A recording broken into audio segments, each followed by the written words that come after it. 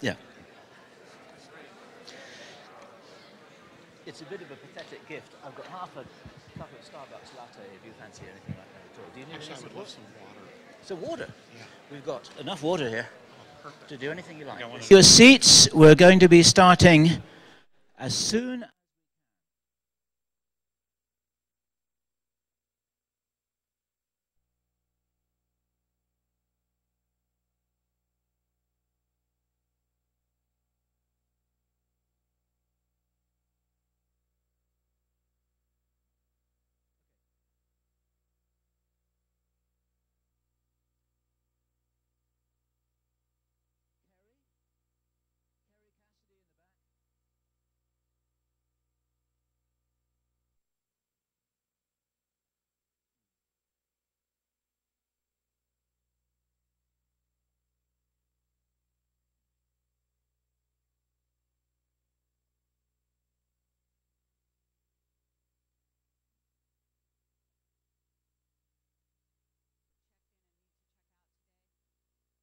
Just if you could send somebody to the hotel front desk and handle that for us, we'd appreciate it. The lunch break will be in an hour and a half from now. So Alex Collier is going to be speaking for an hour and a half, or as long as he wishes within that hour and a half, or even we can go longer depending on how everyone feels. Okay, I do want to say that we would like everyone to white light the room and put a lot of power and love into this room right now. So we've had some very special things go on already today, and you're in store for a real treat here. We're very honored to have Alex Collier join us. This is pretty much unprecedented. He does not speak, as you may know, often or even has in quite some time. I believe the last time was the Exopolitics Hawaii conference. And so I just wanted to say that I got a message over a year ago, as I think I told some of you, maybe I announced it, that the Andromedans wish to speak, and that they wished Alex Collier to come to Camelot, and that we could provide a service or a platform for that. So we've been working to have that happen. It's taken quite some time. We're really happy that this can happen today. And we just want to say thank you very much for making this possible, to the hidden beings here and around us at this time. So, Alex, I'm actually not going to give you a big introduction beyond that today. I'm going to let you speak for yourself. Ladies and gentlemen, Alex Collier.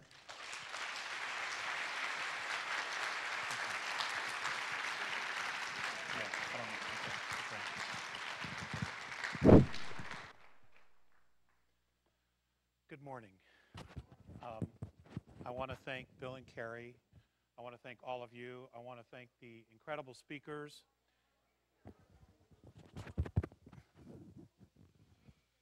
Can you hear me now? No.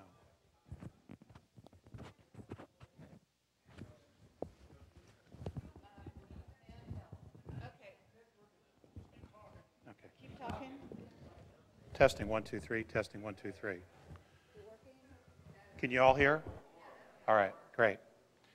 I want to thank all the speakers. I was at home yesterday watching the streaming, and God, they were just, George Green and just all of the speakers, just fantastic, and they give so much. And I know that all of you here give so much, and you try in your own way to share the light. I mean, there's two ways to be the light, and that one is to be the candle, and the other is the mirror that reflects the candle. And we live in an extraordinary time on Earth. I mean, absolutely extraordinary. In the next several years, you're all going to think you're living in a science fiction movie. And you are living in a science fiction movie, except it isn't a movie, it's reality. If you want information on me, I think there's some on the web, both pro and con. And, you know, I'm just going to get right into it. I'm going to give you some updates, and then we're going to talk about some things that I was specifically asked to speak to you about from Morine.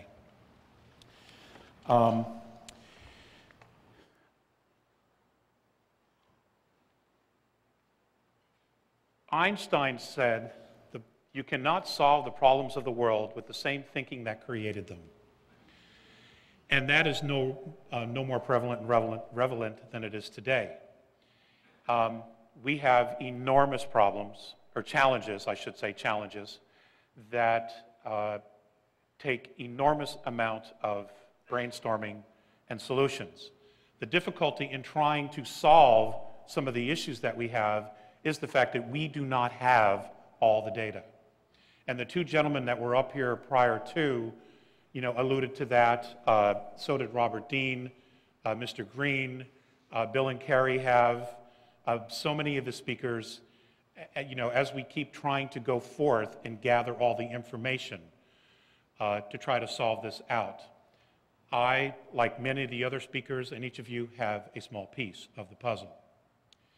Now, we're going to talk about some of that today. I know that there's an awful lot of talk about disclosure. I know that in the exopolitics community, there's a great deal of talk about disclosure.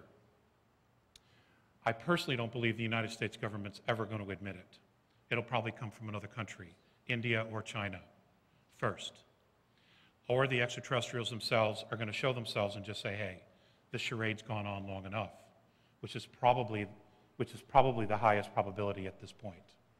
And we will talk about some of that today. I had honed my presentation for an hour because that's what I thought I had.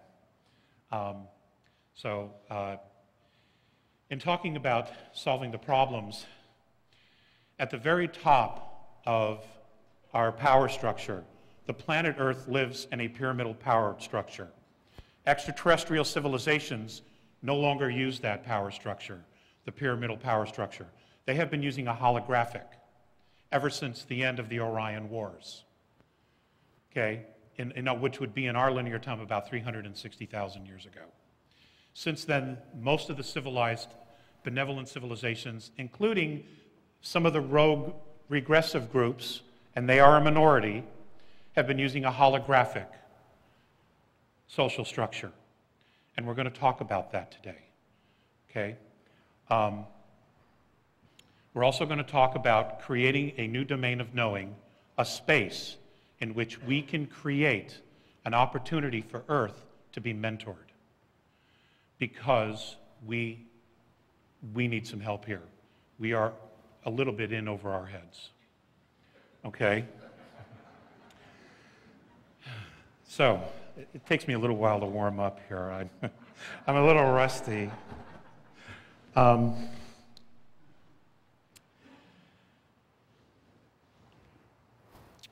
As of the last several days, much of the Cassini project has been classified.